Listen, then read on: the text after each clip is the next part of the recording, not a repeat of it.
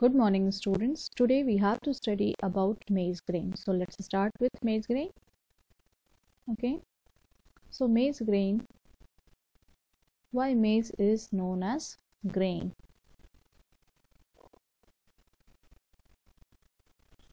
So maize is a one-seeded fruit. Here the fruit ball and the seed coat are fused together. So that is why maize is known as grain. Okay. Here the fruit ball and the seed coat is fused together. That is why maize is known as grain. Okay. So let's see the structure. Here is the longitudinal section. This is the longitudinal section of the maize grain. Okay. So the outermost layer is the fused testa with the pericarp. Okay. So pericarp is the fruit ball and testa is the seed coat. So here the fruit ball and the seed coat is fused together. So that is why maize is known as grain. So if in the reasoning based question it is asked why maize is known as grain, the reason is it has a fused pericarp with testa. That is why maize is known as grain. Now beneath this layer is the aileron layer. Okay. So this aileron layer is a layer which is rich in protein. So it will provide the nourishment to the growing embryo over here. Okay. Embryo is here in this part. Okay.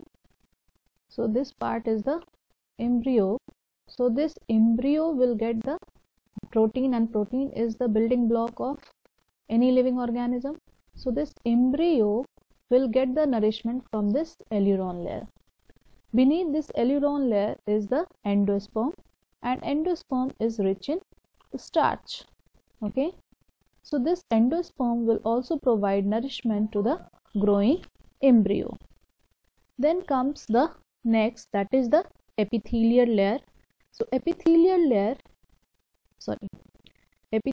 layer over here is separating the endosperm from the scutellum. So this whole part is the scutellum. This whole part is the scutellum, and this part is the endosperm. Okay. So endosperm is separated by a layer, and this layer is known as epithelial layer. Then in the lower triangular half of the maize grain is the reduced cotyledon, and here the reduced cotyledon is known as scutellum. So this part will be known as scutellum. Okay. In the scutellum you will get the embryo. So in the embryo there is two basic parts, that is the plumule and the radicle. Okay.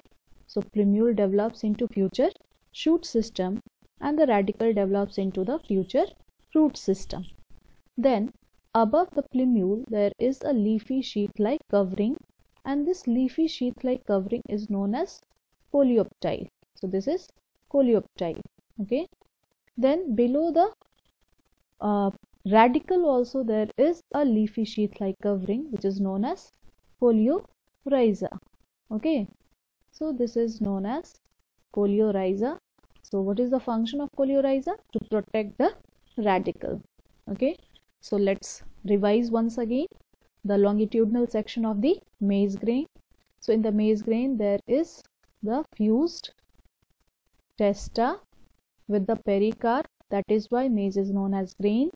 Then aileron layer, it is present beneath the fused testa and pericarp around the endosperm. Okay. Function of aileron layer, it is rich in protein and it will provide nourishment to the growing embryo. Then the next part is the endosperm. So what is endosperm? It is present in the upper triangular half of the maize grain, surrounded by the aileron layer. It is rich in starch, and this will also provide nourishment to the growing embryo. Then comes the next part, that is the epithelial layer. epithelial layer is the separating layer between the endosperm and the scutellum. Okay, so location, it is present in between the endosperm and the scutellum, and function, it separates the endosperm from the scutellum. Then what is scutellum? Here the reduced cotyledon is known as scutellum. Okay, so in spite of writing cotyledon, what you have to write over here? That is scutellum, scutellum. Okay, so scutellum location, it is present in the lower triangular half of the maize grain. Function, it also provides nourishment to the growing embryo as well as it protects the embryo. Then here the embryonal axis is having coleoptile, plumule, radicle and coleorhiza. Coleoptile location, it is present above the plumule. Structure, leafy sheath-like covering, and function, to protect the plumule. Then just below that is the radicle. Okay, below the radicle there is root cap, and root cap is protected by another leafy sheath-like covering that is known as coleorhiza. Okay, so here in the external view you are able to observe this type of structure which is known as remains of style, and the dark portion of the maize grain and the light portion of the maize grain. The outer region is the dark portion of the maize grain. Okay, so the dark portion of the maize grain is showing the presence of endosperm over there, whereas the lighter portion of the maize grain, the internal lighter portion of the maize grain, is showing the position of the embryo. Okay, so this we have already discussed in the previous class. Important parts are aileron layer, which is rich in protein, coleorhiza is there, coleoptile is there, scutellum is there, already we have discussed. Embryo is present in the scutellum, two major parts of the embryo, that is plumule and radicle. Coleorhiza is protecting the radicle, whereas plumule is being protected by leafy sheath-like covering, that is coleoptile. So this is all for today.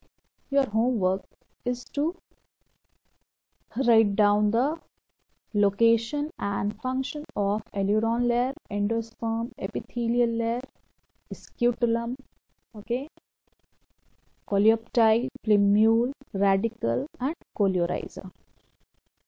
Thank you class.